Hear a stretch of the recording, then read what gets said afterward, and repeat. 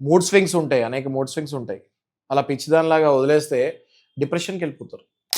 డిప్రెషన్కి వెళ్ళిన పెళ్లి కూతుర్లు చిన్న చిన్న పిల్లలు మా దగ్గరికి ఎంతమంది వస్తారంటే చూస్తే బాధ అనిపిస్తుంది. పెళ్ళి అయ్యి 6 నెలలు 8 నెలలు అయి ఉండదు, వాళ్ళ మీద శాడిజం టచ్ చేయకుండా, వాళ్ళని హింస పెట్టకుండా, వాళ్ళని ఒక మాట అనకుండా వాళ్ళ మీద శాడిజం కొత్తగా వచ్చినాయి ఇవన్నీ.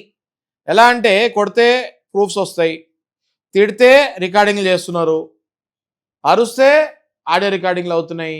ఇవన్నీ ఏం చేయకూడదు అంటే ఏం చేయాలి? కనిపించకుండా వినిపించకుండా టార్చర్ ఎలా పెట్టాలో ఈ మధ్య కొంతమంది నేర్చుకున్నారు. పోలీస్ కాక దెబ్బలు జరిగి కనపడకుండా కొడతారంటారు చూడండి, అట్లా వీళ్ళు కనపడకుండా హింస పెడుతున్నారు. అయితే దీనికి కూడా ఎవిడెన్సెస్ మనం క్రియేట్ చేయొచ్చు. కోర్టు వారు దీనికి కూడా క్లియర్ కట్గా ఎవిడెన్సెస్ తీసుకుంటారు. ఎలా తీసుకుంటారు? సింపుల్ అండి. ఒక అమ్మాయి పెళ్ళైన తర్వాత వెళ్ళిన తర్వాత ఎంత ఆనందంగా ఉండాలి. ఆ అమ్మాయి అది ఆనందంగా లేదు అంటే ఒకళ్ళు డాక్టర్, సైకాలజిస్ట్ కానీ సైకియాట్రిస్ట్ కానీ దగ్గర తీసుకెళ్తే వెంటనే వాళ్ళు టెస్ట్ చేసి క్లియర్గా ఈ అమ్మాయి మెంటల్ కండిషన్ ఎట్లుందో రిపోర్ట్ ఇస్తాం జరుగుతుంది. ఇందాక మీకు చెప్పాను, గుర్తుంది కదా, మీకు కంటిన్యూగా మెసేజ్ పెడుతుంటారు, హస్బెండ్ వైఫ్ నుంచి రెస్పాన్స్ వస్తుందా లేదా. That is one more very big evidence in the court.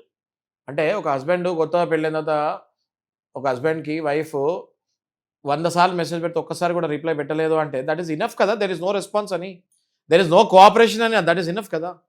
ఒకటే ఇంట్లో ఉంటూ సపరేట్ బెడ్రూమ్లో ఉన్న విషయము ఎవరికి తెలిసినా తెలియకపోయినా ఇంట్లో పని చేస్తానికి వచ్చినామకపోతే 100% తెలుస్తుంది కదా.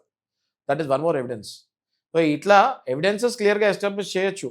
మీరు క్రూరత్వం ప్రదర్శించినా మంచి అడ్వకేట్ల దగ్గరికి వెళ్తే క్రాస్ ఎగ్జామినేషన్లో ఇట్లే కనిపెడతారు మీరు ఏం తప్పు చేశారు అన్నది.